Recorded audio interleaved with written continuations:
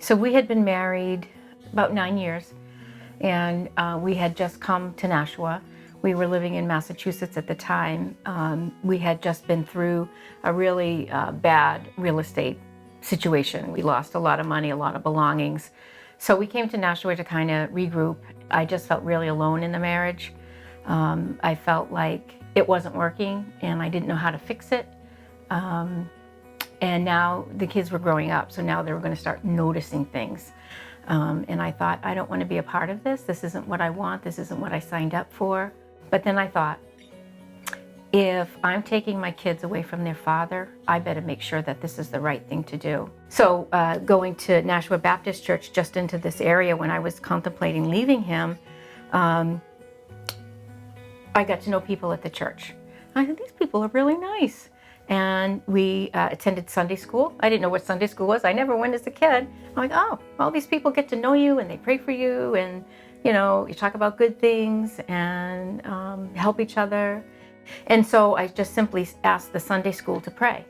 Wanted to include Scott in a lot of activities, but he wouldn't come. I went with the kids all by myself for a long time, but there was one activity that Nashua Baptist Church had, and that was back to Bethlehem.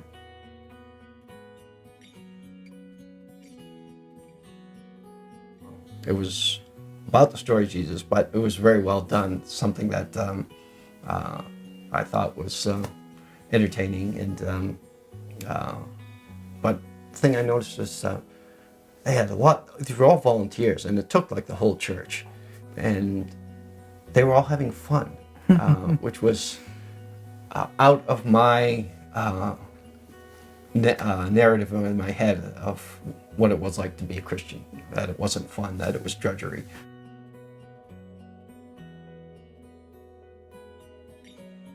And one of them was a book by R.C. Sproul called If There's a God, Why Are There Atheists?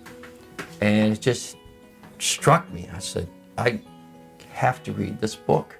This is going through a verse from Romans 1:28, which basically says, those who thought it was not worthwhile to retain the knowledge of God, God would just cast them adrift. And I remember thinking, I don't want to be cast adrift. It was a lot of turmoil for me. I remember driving to work, and I remember just crying on the way up there, most of the way, as I was struggling with who I've been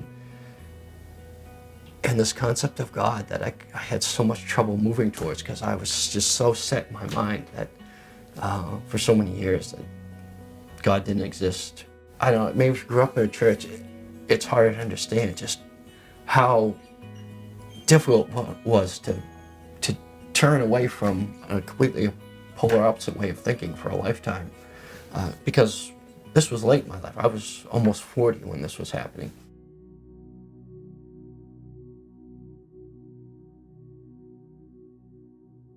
And that resulted in this, during the revival, if I have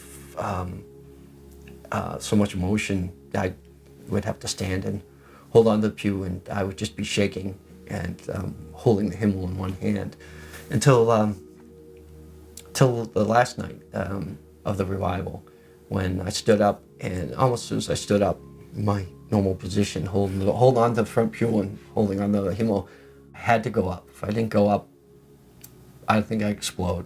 I just had reached that point, and I pulled the hymnal, put it down, and I went up. And with Pastor Ellis, I accepted Jesus as my Savior and committed my life to Him. God was working on me the whole time. It wasn't like that was a switch that turned there. He's bigger than that.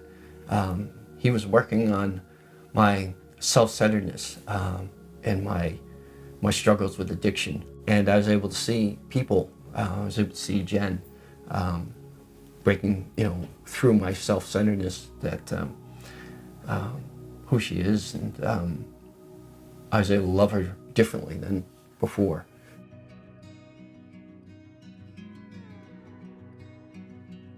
It affected me that, wow, he really does love me.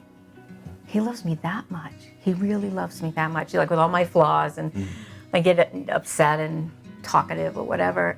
But he just loves me through that. And I think, well, you know what? God's like that too. I can mess up, but he still loves me. He's not going to turn his back on me. I can show him every side, and he still accepts me.